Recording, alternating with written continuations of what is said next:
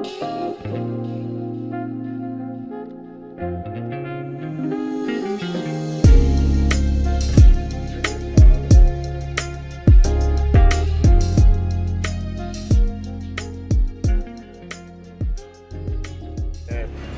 you know, I'm gonna scooch these tables just move a little bit over and get us as close as we can. Rearranging the furniture. No you know, problem. That's how we do in my neighborhood. All right. Yeah. Kevin is, whenever I have a question or something, I call Kevin and I go, hey, Kevin, what about this? Yeah. What about that? How does this work?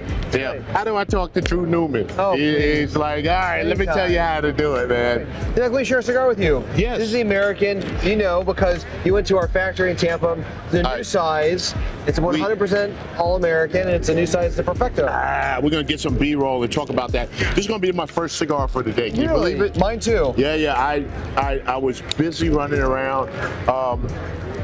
Last time I was at the factory, I was watching them roll the American on the top floor there. That's right. That's So right. yeah, so like I ain't shooting you to load of bullshit. I know a little bit.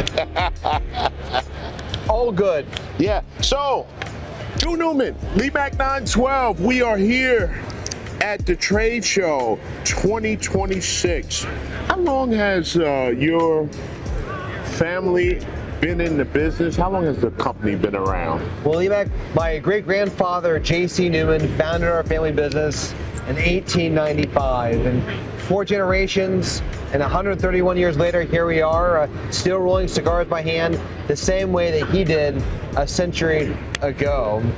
And PCA started their trade association and trade shows in 1933, and we're proud to have attended every single one of them, and wouldn't miss it. Yeah, that's excellent. It's nice to have, and the family is still involved in the business, correct?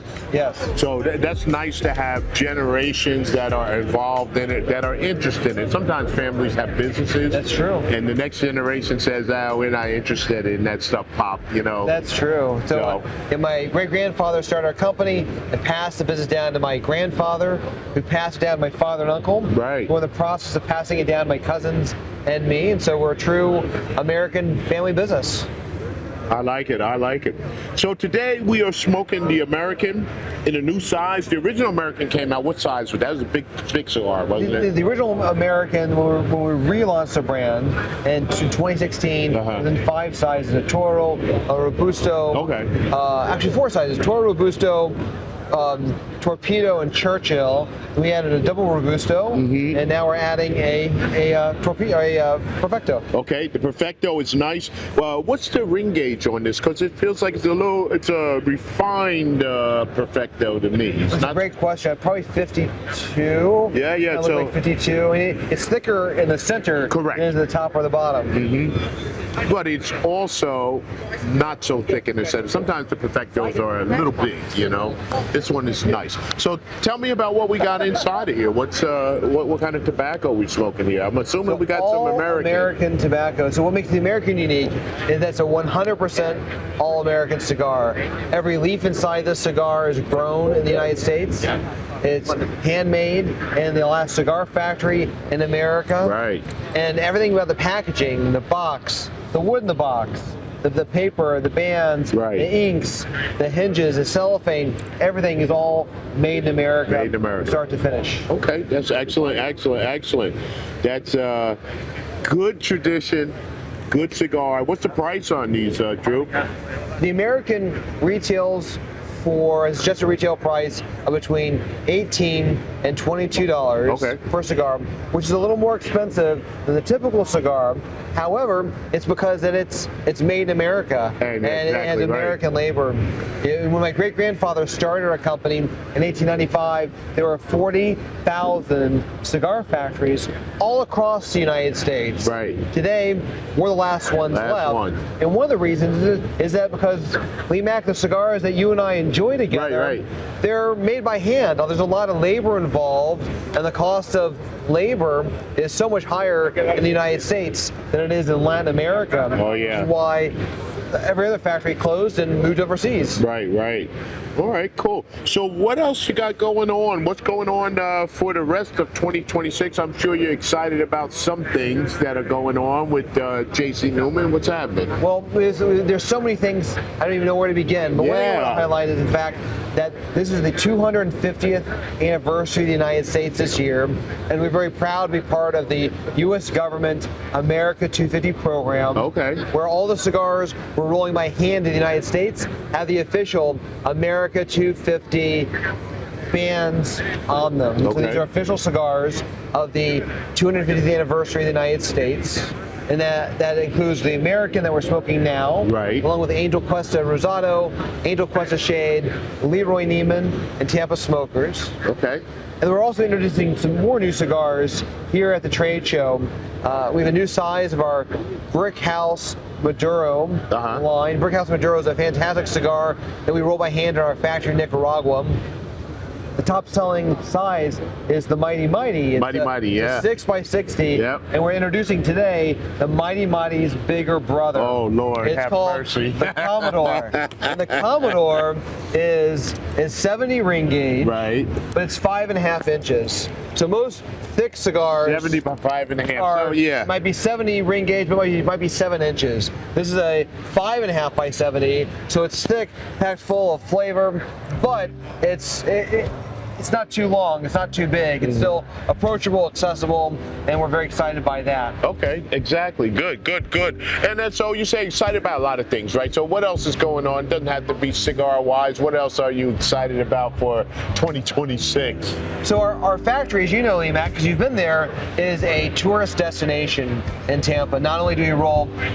If you haven't been there and you go to Tampa, you need to go. Go ahead, I'm sorry. Not only do we roll 50,000 cigars a day in our factory, but we also open it up to visitors like you. We have a cigar museum, we do guided tours, there's cigar rolling classes, we host a range of events, and it's wonderful. We welcomed 20,000 visitors last year to our factory.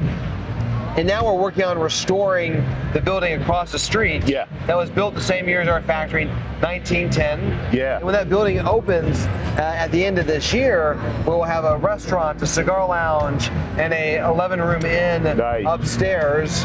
And so we're doing this to help tell the story of cigar making in America and then keep this tradition of American cigar making going. I like it. So one of the things also that was interesting to me is I know you've got some, I'm gonna call it short filler, mixed filler cigars that were made using these ancient machines. All right, so you're still using those? So in our factory in Tampa, we roll cigars the two traditional Tampa ways.